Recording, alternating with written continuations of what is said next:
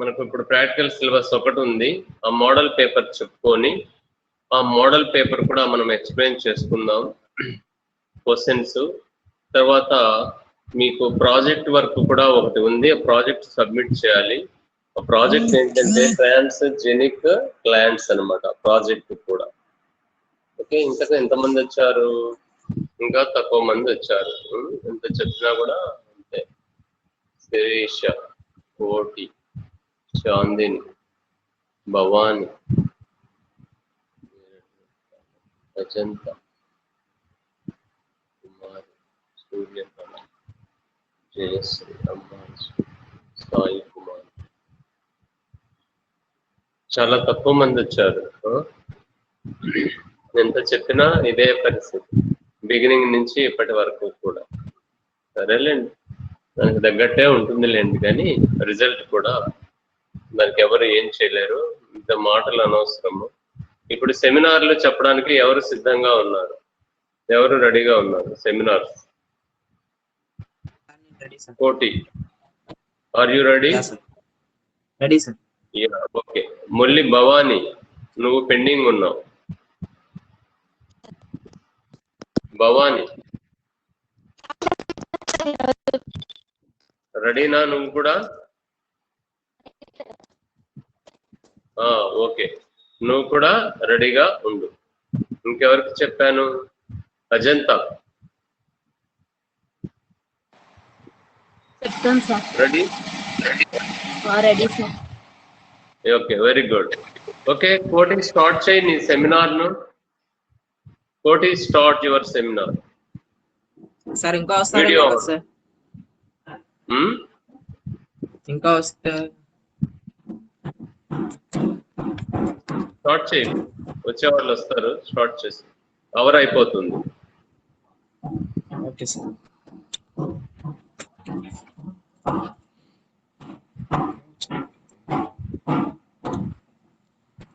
Start చేసినా sir? Start చేయి. Good morning sir. Good morning friends. ఈరోజు నేను చెప్పబోయే టాపిక్ ట్రాన్స్జెనిక్ ప్లాంట్స్. సార్ ఒకసారి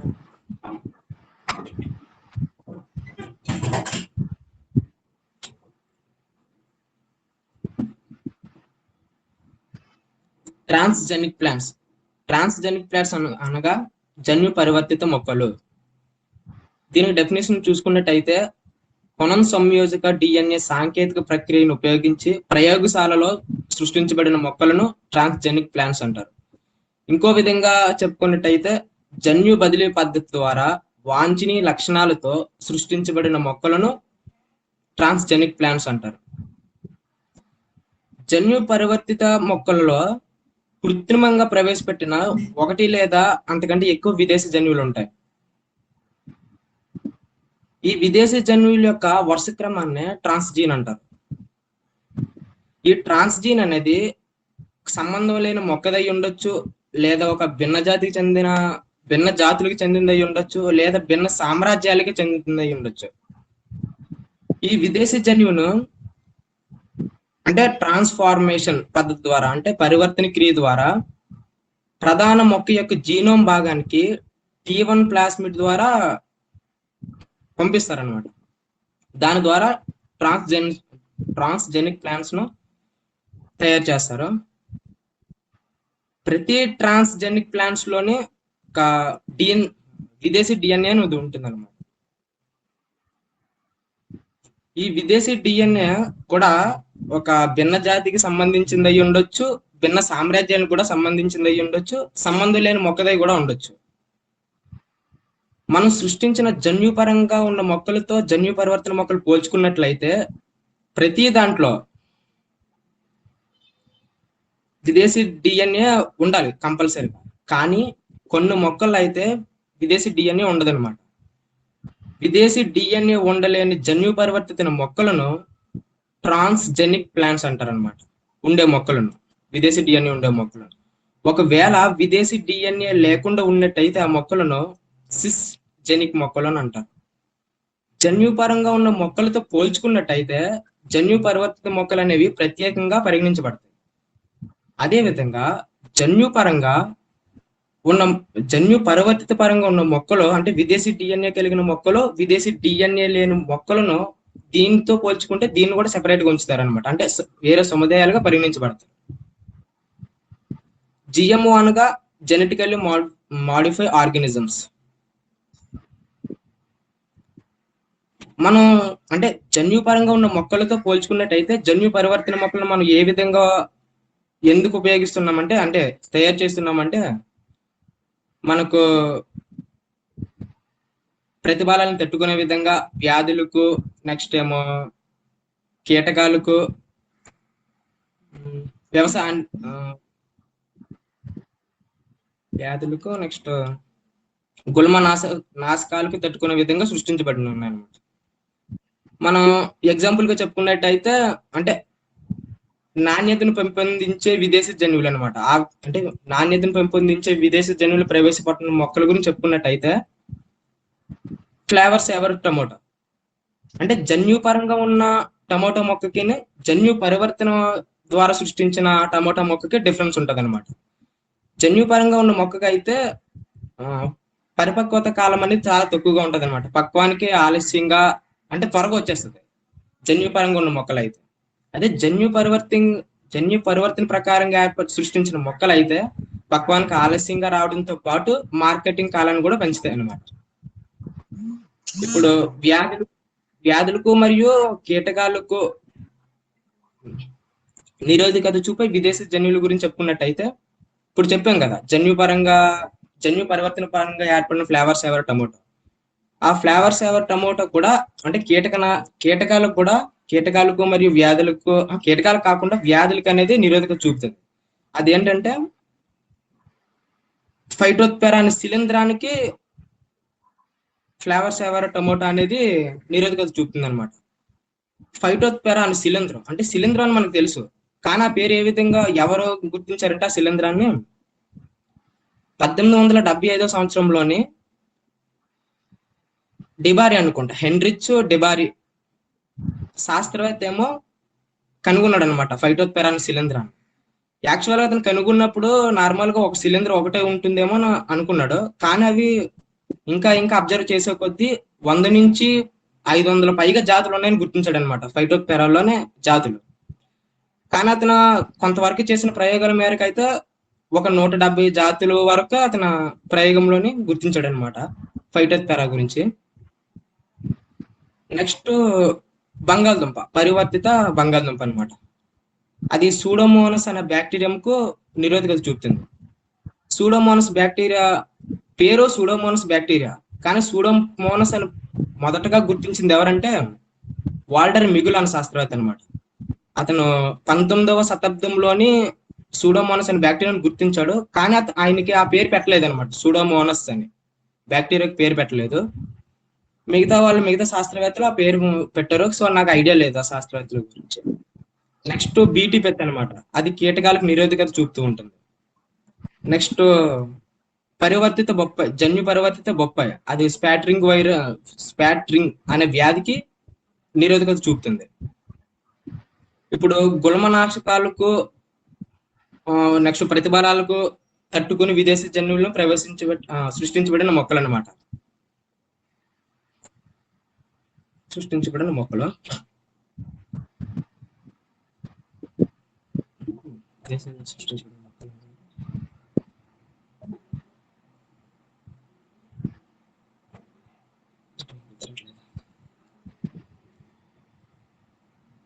బాస్మతి రకం అనమాట. అంటే టైపీ నుంచి గుర్తించి వాటిని జన్యువుని ప్రవేశపెట్టి బాస్మతి రకంలో అయితే జీవ మరియు నిర్జీవ ప్రతిబలాలకు తట్టుకొని అది జీవిస్తుంది అనమాట. అంటే ఒకవేళ నీరు ఎక్కువైనా తక్కువైనా, ఒకవేళ నీటి యొక్క లవణత ఎక్కువైనా తక్కువైనా వాటి ఎద్దడినేమో అధిగమించి ఇది జీవించగలుగుతుంది అనమాట. అదేవిధంగా పరివర్తిత సోయాబీన్ కూడా, అది కూడా గుల్మనాశకతను తట్టుకొని జీవించగలుగుతుంది. ఇప్పుడు యాక్చువల్ గా అయితే ఈ ఉపయోగాలే కాకుండా మొక్కల నుంచి మందులు, రసాయనికాలు, ప్రతిరక్షకాలు ఆ విధంగా అంటే ఆ వాటిని కూడా తయారు చేయొచ్చు అనే ఉద్దేశంతోనే జన్యు పరివర్తన మొక్కలు అనేవి సృష్టించబడినాయి. ఈ మొక్కలు ఇలా సృష్టించబడ్డారు కదా, సూక్ష్మజీవుల నుంచి కూడా మనకు మందులు అనేవి రసాయనికాలను ప్రతిరక్షకాలు వస్తున్నాయి.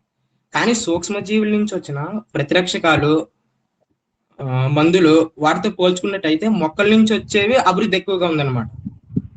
సో మొక్కల నుంచి మందులు, ప్రతిరక్షకాలు, రసాయనికాలు తయారు చేయుటను అణుసేద్యం అని అంటారు అనమాట. అణుసేద్యం అనగా molecular farming. Thank you sir. Thank you friends. Okay, కానీ ఇంకా బాగా చెప్పాలి. నువ్వు జన్యు పరివర్తిత మొక్కలను తీసుకొని అంటే అదర్ ఎగ్జాంపుల్స్ ఇచ్చావు, ఓకే గుడ్, బాగానే ఉంది. మనకు సిలబస్ లో కాకుండా ఇంకా ఇతరత్ర వేరే ఎగ్జాంపుల్స్ కూడా ఇచ్చావు. కానీ మనకు సిలబస్ లో ఉండేటువంటి ఎగ్జాంపుల్స్ ప్రధానంగా మెన్షన్ చేస్తూ వాటి యొక్క లక్షణాలు, ఎటువంటి జన్యువును అందులో ప్రవేశపెట్టారో ఆ విషయాలను వివరంగా చెప్పలేదు. వివరంగా చెప్పుంటే బాగుండేది. అంటే జన్యు పరివర్తిత మొక్కలు అంటే ఏంటిదో డెఫినేషన్ ఇచ్చావు, ఇంకా ఎక్కడికెక్కడికో వెళ్ళావు అనమాట. ఆ జన్యు పరివర్తిత మొక్కలకు డెఫినేషన్ ఇచ్చుకొని ఈ విధంగా మన విదేశీ జన్యువుని మొక్క కణంలోకి ప్రవేశపెట్టి జన్యు పరివర్తిత మొక్కలను తయారు చేస్తారు. వాటికి ఉదాహరణగా 1 by 1 this is what you have to impress the examiner. మనం ఏం చేయాలంటే మనం రాసేటప్పుడు కూడా నీట్ గా ఇంప్రెస్ చేయాలన్నమాట ఎగ్జామినర్ని. అంటే చూసి చూడగానే మన మ్యాటర్ ని మార్కులు వేసే విధంగా ఇంప్రెస్ చేయాలి.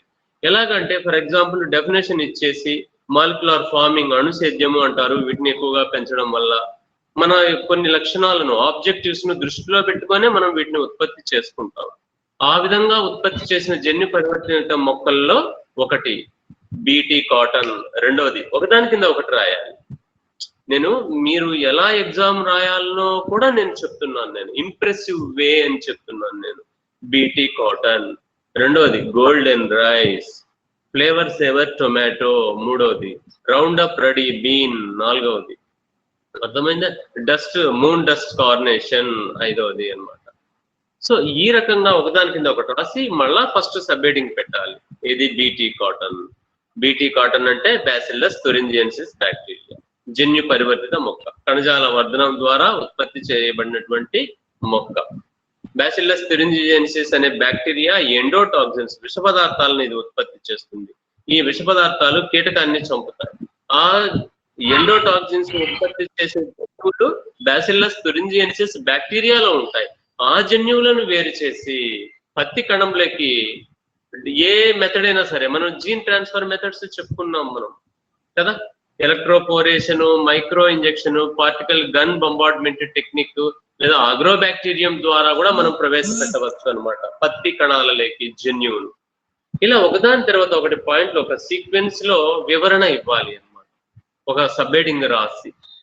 కాబట్టి మనకు క్లియర్ పిక్చర్ బయటపడుతుంది అన్నమాట. ఓ మంచి అవగాహన ఉంది స్టూడెంట్ కు, బాగా రాశాడు, బాగా ప్రజెంట్ చేశాడు అనేటువంటి ఇంప్రెషన్, ఆ బ్యూటీ అంటాం దాన్ని, అది కనిపించాలి. That gives pleasure to the examiner. ఆనందం ఇస్తుంది. మీరు ఆన్సర్ బాగా రాస్తే దిద్దేటప్పుడు he feel very happy after reading your answer. Good answer. చెత్త చెత్తగా రాస్తే తలనొప్పి వచ్చేసి కొట్టుబడేస్తాం. కరెక్ట్ గా ఉండాలి, బాగా నీట్ గా ఉండాలి అన్నమాట. అట్లా that is one way of impressing the examiner అన్నమాట. ఈ విధంగా నేను చదువుకునేటప్పుడే కూడా నేను అలవాటు చేసుకునేవాడిని. వాళ్ళకు తెలుసో తెలీదో, నేను వాళ్ళకంటే ఇంకా బాగా తెలిసిన వాడిగా రాయాలి అని అనుకునేవాడిని. నేను ఎగ్జామ్స్ రాసేటప్పుడు కూడా వాళ్ళకంటే కూడా నాకే బాగా తెలుసు అనే విధంలో నేను రాసేవాడిని అన్నమాట. ఆలోచించి వాళ్ళకు కొన్ని తెలియకపోవచ్చేమో అన్నట్లుగా కూడా ఆలోచించి రాసేవాడిని. అంటే ఎందుకు చెప్తున్నానంటే మీరు ఆ విధంగా స్కిల్స్ డెవలప్ చేసుకుంటారు అని అన్నమాట. అప్పుడు ఏంటిదంటే ఎగ్జామినర్ ఇంప్రెస్ అవుతారు. ఇంప్రెస్ అయ్యి మంచి మార్కులు మనకు వచ్చేటువంటి అవకాశం ఉంటుంది. సో బీటీ కాటన్ అయిపోయింది. ఆ జన్యువులను వేర్చి ఆ మెన్షన్ చేయాలి. సిఆర్వై ఈ X1 సంథింగ్ నేమ్స్ ఇచ్చాను నేను, అర్థమైందా? సిఆర్వై జీన్స్, వాటన్నిటి పేర్లు రాయాలి. తర్వాత గోల్డెన్ రైస్. నువ్వు అంటే పేర్లు చెప్పావు కానీ దాని లోతుగా వెళ్ళలేదు. నువ్వు జన్యు పరివర్తిత మొక్కలు ఒక్కొక్క దానిని తీసుకొని లోతుగా చెప్పలేదు, ఉదాహరణలు ఇచ్చుకుంటూ వెళ్ళావన్నమాట. అర్థమైందా? So that is the way of writing and delivering our lectures, our answers. Okay, good. బాగా చెప్పావు, అన్ని ఉదాహరణలు ఇతర ఇచ్చావు. Yes, next, Ajanta, are you ready? Yes, you can mute your Ajanta. Next. Ready, sir. Okay, ma. Go with your topic. Good morning, sir, and good morning, With friends. good. Good. Okay. ఇప్పుడు నేను చెప్పబోయే topic restriction enzymes. Restriction enzymes, otherwise it is also called as restriction endonuclease. Restriction endonuclease is a protein that is isolated from bacterial cells. Restriction enzyme means the enzymes.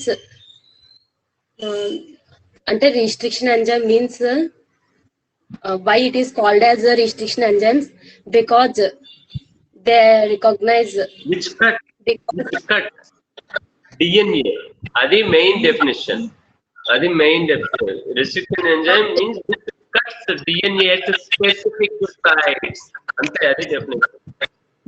okay, sir, but the restriction means the enzymes, they restrict the infection from infection of bacterial cells from virus cells. Example, bacteriophage. Asal restriction enzyme means they selectively cuts up the double stranded DNA molecule into fragments at internal phosphodiester bonds without damaging nitrogen base pairs. Phosphodiester bonds means the bonds present between phosphate and sugar.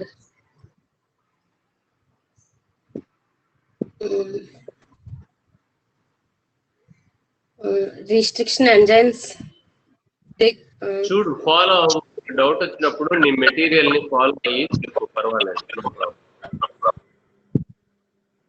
restriction enzymes recognize a specific sequence that is called as a restriction site, and selectively cuts up cleaves the DNA within the DNA molecule. Restriction enzymes either produce sticky ends and blunt ends. Sticky ends are useful for overhanging, and blunt ends are not useful for overhanging. Nomenclature of restriction enzymes. Based on the identification and it is originated and its origin, Smith and Nathan's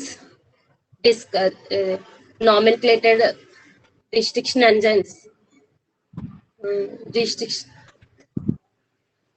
example, E. coli, Escherichia coli. E denotes the Escherichia.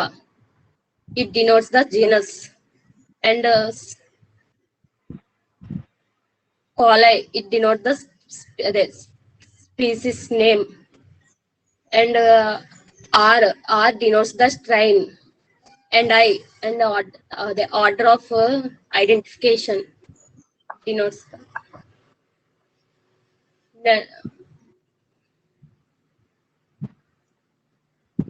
next types of restriction enzymes based on their composition and cofactor requirements and nature of its sequence and cleavage position.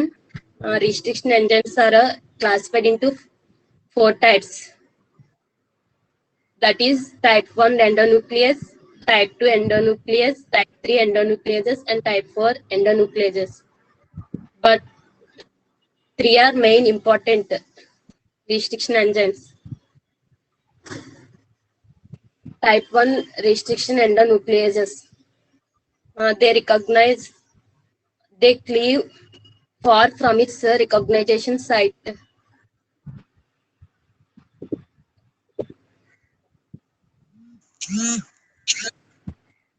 Far from its recognition.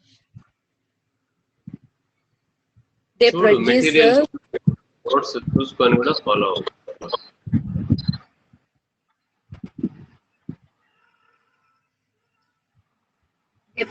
blunt ends. and it's and a type 1 restriction and endonucleases requires cofactor requirements are ATP and S adenosyl methionine, and it does not require magnesium ion, and it is a multifunctional protein. That is it acts as a it acts as a methylation process, methylation and restriction process and a methylation process.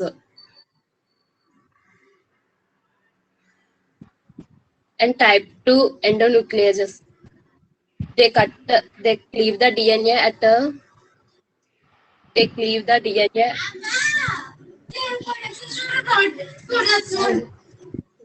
బయటికి వెళ్ళు కిందకి తీసుకెళ్ళాలి శ్వాస అవుతుంది type 2 endonucleases, they cleave the DNA near and or within the recognition site.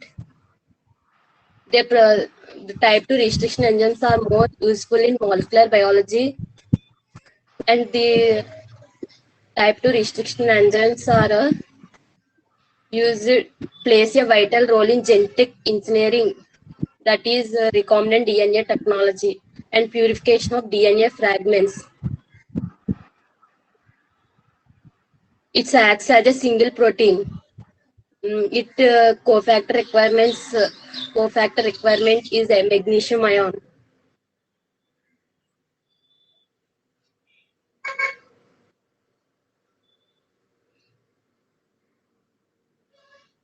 Type T endonuclease, it cleaves the DNA.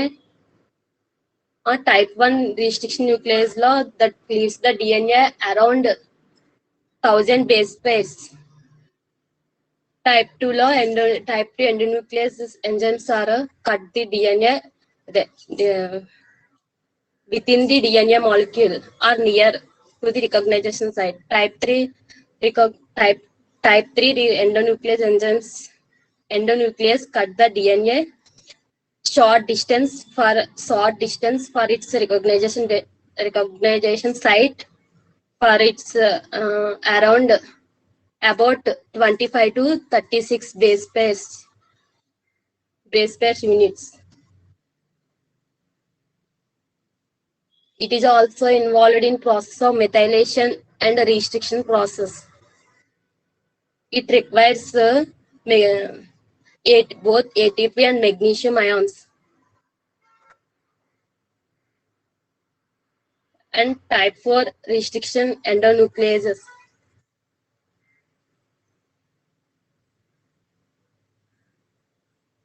it is modified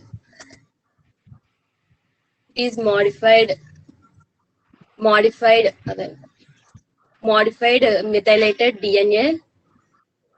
It is explained by MCR and MRS systems. Thank you, sir. Thank you, friends. Okay, any questions?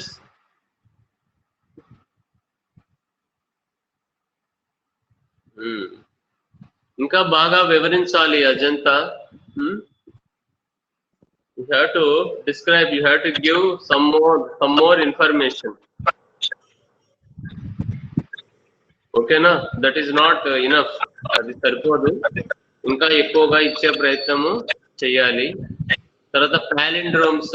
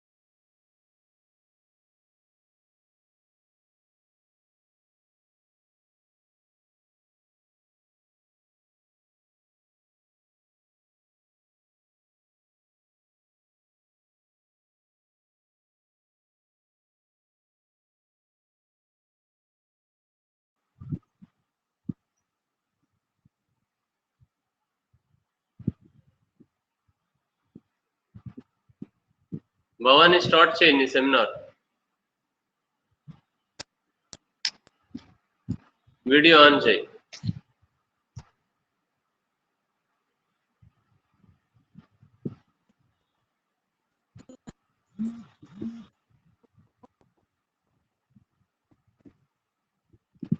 చెప్పు, start చేయి.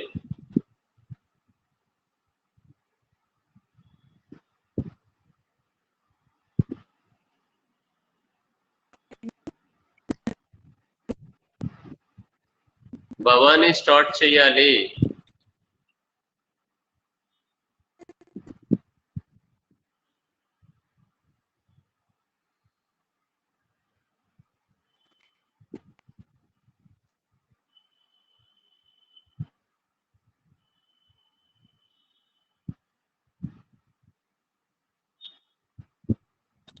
Video on చేయి, video on చేయి.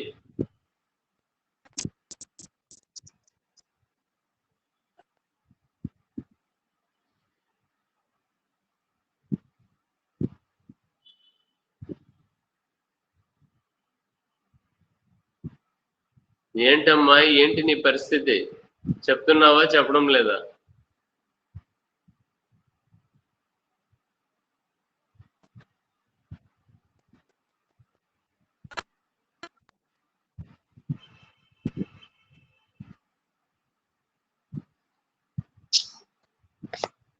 ఎవరు next ఎవరున్నారు seminar?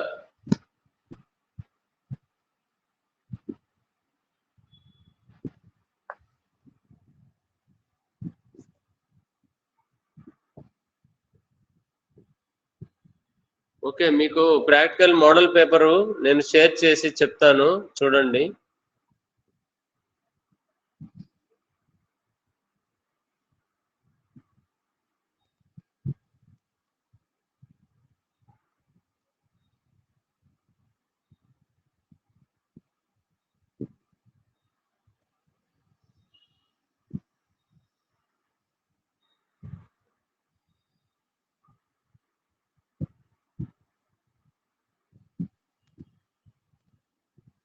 ఇదిగోండి, కనిపిస్తుందా?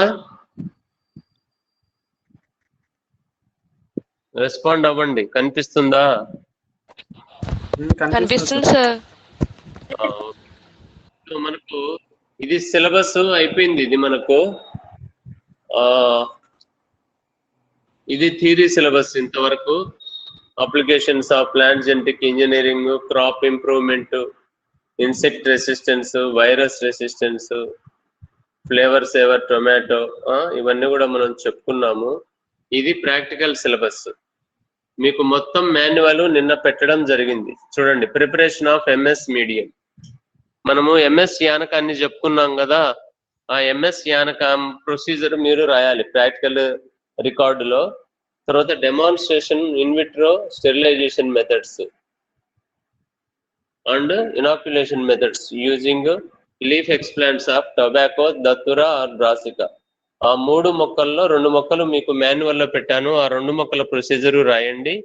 తర్వాత sterilisation methods మీకు థియరీలో కూడా చెప్పాను, ప్రాక్టికల్స్ రికార్డ్ లో కూడా ఉంది. మీరు థియరీకి ఇదైనా కూడా రాయొచ్చు, గుర్తుపెట్టుకోండి. ప్రాక్టికల్స్ లో ఏదైతే మీకు మాన్యువల్ లో ఉందో ఆ స్టెరిలైజేషన్ మెథడ్స్ కూడా మీరు థియరీలో కూడా ఆన్సర్స్ రాయొచ్చు. అదే విషయాన్ని గుర్తు పెట్టుకోండి. ఎంఎస్ యానకం కూడా మనం థియరీలో చెప్పుకున్నాం, ప్రాక్టికల్స్ లో కూడా ఉంది.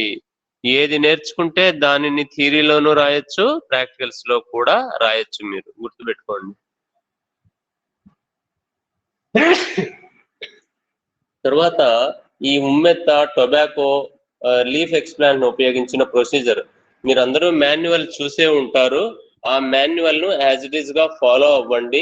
మరి ఆల్రెడీ నేను ఈ పాండమిక్ సిచ్యువేషన్ వల్ల మనకు ఎలా ఉంటుందో ఏమో అని ముందే పాత రికార్డులు తీసుకొని రాయండి అని చెప్పాను. రాసిన వాళ్ళు ఓకే, వదిలేయండి దాని గురించి. రాయని వాళ్ళు ఈ ప్రొసీజర్ ని ఫాలో అవ్వండి, ఈ మాన్యువల్ ను.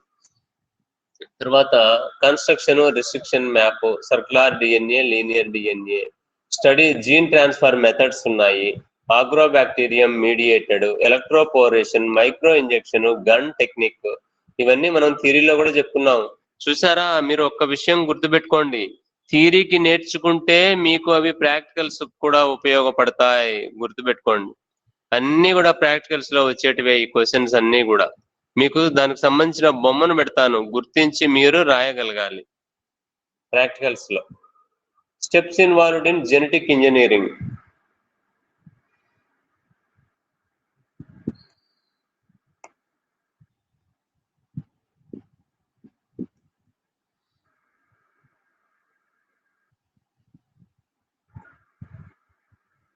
చూడండి, steps involved in genetic engineering for production of BT cotton, golden rice, tomato through photographs అన్నమాట. అంటే ఆ ఫోటోగ్రాఫ్స్ ని గిన మేము పెడితే మీరు గుర్తించాలి, బీటీ కాటన్ ఎలా ఉంటుంది, ఫ్లేవర్ సేవర్ టొమాటో ఎలా ఉంటుంది, ఆ ఫోటోగ్రాఫ్స్ పెడితే కూడా మీరు కనుక్కోగలగాలి వాటిని. తర్వాత ప్లాస్మిడ్ ను ఎలా వేరు చేస్తాం, restriction endonuclear gel electrophoresis procedure, field visit. మనకి ఇప్పుడు ఉండే సిచ్యువేషన్ లో ఫీల్డ్ విజిట్ చేయలేని పరిస్థితి. Study project under supervision of lecturer. Tissue culture, genetic engineering. ఈ టిష్యూ కల్చర్ టాపిక్ లో కానీ జెనెటిక్ ఇంజనీరింగ్ లో కానీ మీరు స్టడీ ప్రాజెక్ట్ చేయాలి. అందుకే నేను మీకు ఇచ్చినటువంటి ప్రాజెక్ట్ ఏంటిదంటే ట్రాన్స్జెనిక్ ప్లాంట్స్. ట్రాన్స్జెనిక్ ప్లాంట్స్ గురించి మీరు రాయండి ప్రాజెక్ట్. ఆ ఫస్ట్ క్వశ్చనే ఉంది చూడండి, ఇది ప్రాక్టికల్ మోడల్ పేపర్ క్వశ్చన్ 1. రాసుకోండి, మోడల్ పేపర్ రాసేసుకోండి, ఎందుకంటే నెక్స్ట్ మంతే మీకు ఎగ్జామ్స్ ఉండేది. రాసేసుకోండి, ఇలాంటి స్క్రీన్ షాట్ తీసేసుకోండి. ఇప్పుడే ఈ సిలబస్ ను స్క్రీన్ షాట్ తీసుకోండి. ఇది ప్రాక్టికల్ మోడల్ పేపర్, ఇవి మార్క్స్. ఇప్పుడు తీసుకోండి స్క్రీన్ షాట్, పై పోర్షన్ అంతా కూడా మీకు ప్రాక్టికల్ మోడల్ పేపర్ అవుతుంది అనమాట. So project question number 1, project 1 ఏ 15 మార్క్స్. మీరు ఆ ప్రాజెక్ట్ సబ్మిట్ చేస్తే 15 మార్క్స్ వస్తాయి, సబ్మిట్ చెయ్యకపోతే రావు, 0 మార్కులు వస్తాయి. కాబట్టి ప్రతి ఒక్కరూ కూడా ఒక ఫైల్ ను తయారు చేయాలి. మీరు ఆల్రెడీ ఇక్కడ క్లాస్ లో కావాలంటే చూస్తుంటారు, చిన్న గమ్ టేప్ వేసి అతికించి లోపల 10 పేపర్లు ట్రాన్స్జెనిక్ మొక్కలు గూగుల్ నెట్వర్క్ చేస్తే మనకు బోలెడు ట్రాన్స్జెనిక్ మొక్కలు వస్తాయి. ఈ రోజు ఉదాహరణలన్నీ చాలా చెప్పాడు కదా, కోటి చెప్పాడు. ఇది మొక్కజొన్న, వేరే బీన్స్, సోయా బీన్స్, ఇంకా ఇతరత్ర మొక్కలన్నీ కూడా. అవన్నీ మనకు సిలబస్ లో ఉండేటివే కాకుండా ఇతర మొక్కలను కూడా మనము ఇందులో రాయొచ్చు ప్రాజెక్ట్ లో. కంపల్సరీగా సబ్మిట్ చేయాలి ప్రాజెక్ట్. 15 మార్క్స్ వస్తాయి, లేకపోతే రావు, 0 మార్కులు వస్తాయి, గుర్తుపెట్టుకోండి. తర్వాత మీకు క్వశ్చన్స్ ఉంటాయి, వైవా, ఓసాను, స్టడీ ప్రాజెక్ట్. రెండో ప్రశ్న చూడండి, బిసిడిలు గుర్తించి గుర్తింపు లక్షణాలు రాయడం అనమాట. ఏంటిది? బి, టూలు, instrument, container used for sterilization. Sterilization కు ఉపయోగించేటువంటి ఇన్స్ట్రుమెంట్స్ ఏవి? Autoclave, hot air oven. ఈ రెండులో ఒకటి ఇస్తాను, గుర్తుపెట్టుకోండి. బి కింద ఇన్స్ట్రుమెంట్స్ దేని కొరకు? స్టెరిలైజేషన్ కొరకు. ఆటోక్లేవ్ గాని హాట్ ఎయిర్ ఓవెన్ గాని ఇవ్వడం జరుగుతుంది బీకు. తర్వాత సికు, సి ప్రశ్న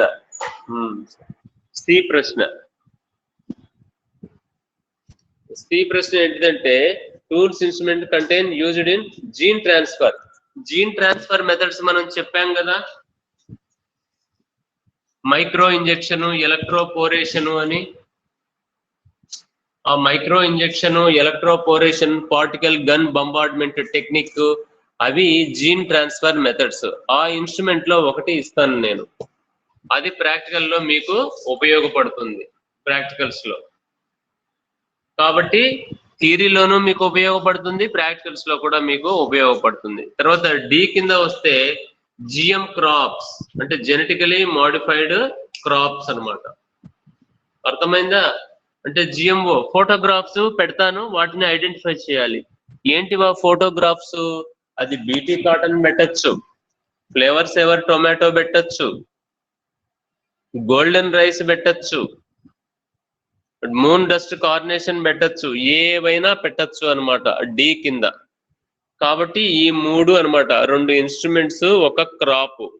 సో 3 క్వశ్చన్లు, 3 4 12 మార్కులు, అక్కడ 15 మార్కులు. ప్రాజెక్ట్ సబ్మిట్ చేసినందుకే 15 మార్కులు.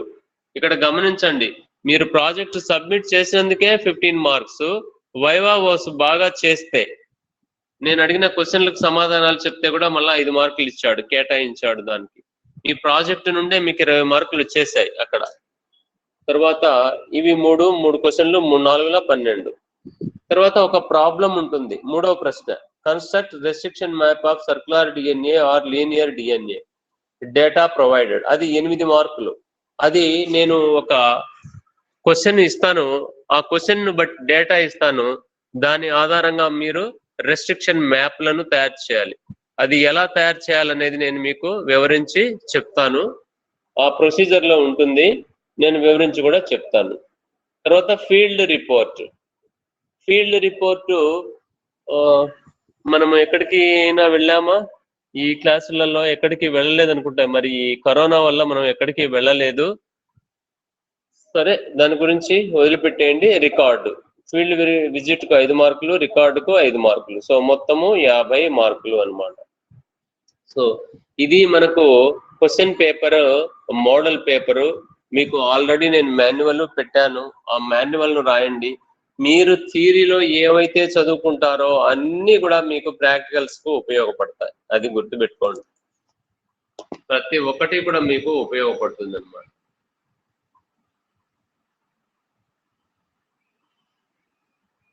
ఓకే, స్క్రీన్ షాట్ తీసుకున్నారా? మోడల్ పేపర్ ను స్క్రీన్ షాట్ తీసుకోండి. తీసుకుని ఉంటారు, ఎవరొకరు షేర్ చేస్తారు, అందరు కూడా రాసుకోండి దాని గురించి.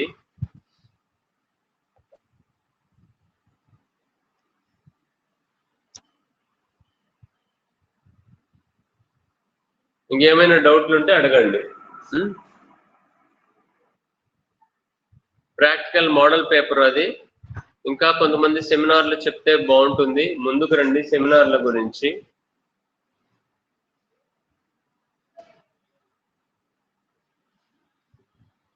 స్ట్రెంగ్త్ ముందు ఎక్కువ కావాలి, మీ అటెండెన్స్ ఎక్కువ అవ్వాలి.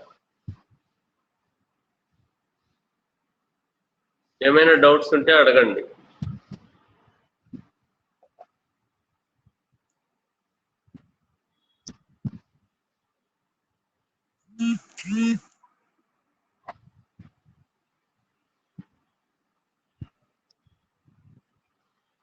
కొంతమంది ఇప్పుడు జాయిన్ అవుతున్నారు, ఫస్ట్ నుంచి రాకుండా ఇప్పుడు జాయిన్ అవుతున్నారు. Yes, any doubts? Welcome. Model paper ను రాసుకుంటారు అని నేను అనుకుంటున్నాను.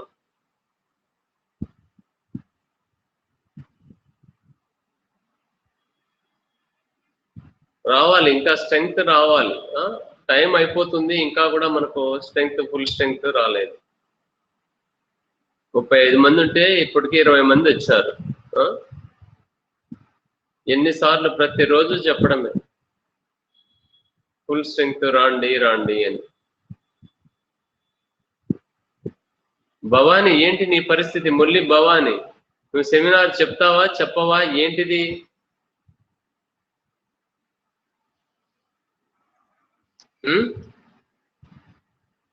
ఉన్నావా అసలు? మురళి భవానీ,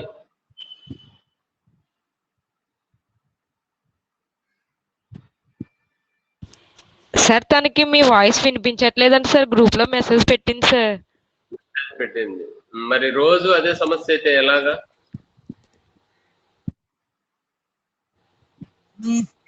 ఇంకా వాయిస్ వినిపించకపోతే ఇంకా పాఠం ఏం విన్నట్టు? మీ వాయిస్ నా వాయిస్ ఏం వినపడుతుంది అమ్మాయికి?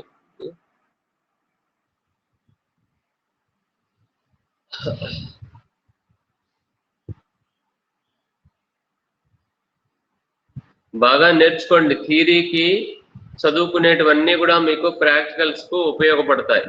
తర్వాత ఫీజు గురించి వివరాలు కూడా నేను చెప్పాను, ఎగ్జామ్ ఫీజు వివరాలు కూడా నేను ఐ థింక్ వాట్సాప్ లో పెట్టాను. నేను మొత్తం మీ ఫీజు 3000 ఎంత 55 ఎంతో ఫీజు పెట్టాను, చూడండి.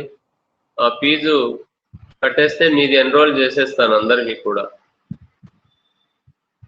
ఒకేసారి కట్టేసేసేయండి అంతా.